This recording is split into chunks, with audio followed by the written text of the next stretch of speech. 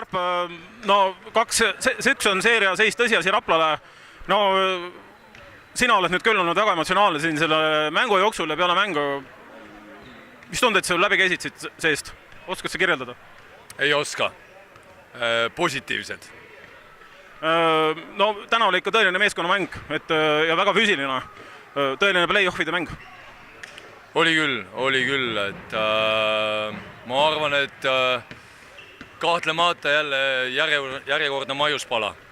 Ma juba siin meeste käest küsisin kodusaal praktiliselt Audentes meil praegu. Jaa, no see on, kui me Tallinna Kaleviga oleme mänginud, see on kogu aeg meie jaoks niimoodi olnud, et tegelikult ükskõik kuhu me lähme, aga just nende vastu on see, no on just see meie hääl eriti tugev, et ja selles mõttes juba oleme natukene ära hillitatud, et oleme juba päris harjunud sellega.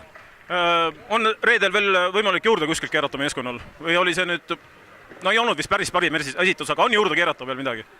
No alati on, ikkagi mäng on ju perfektsest kaugel ja perfektset ega ei tulegi, aga näiteks täna polnud ju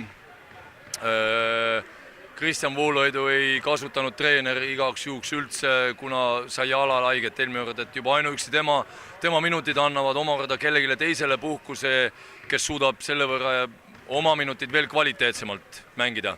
No Jaak, on nüüd, tohin küsida, on mütsid, plakatid, mis iganes nüüd juba valmis reedeks, et reedel on võimalus taas korrata seda asja meil?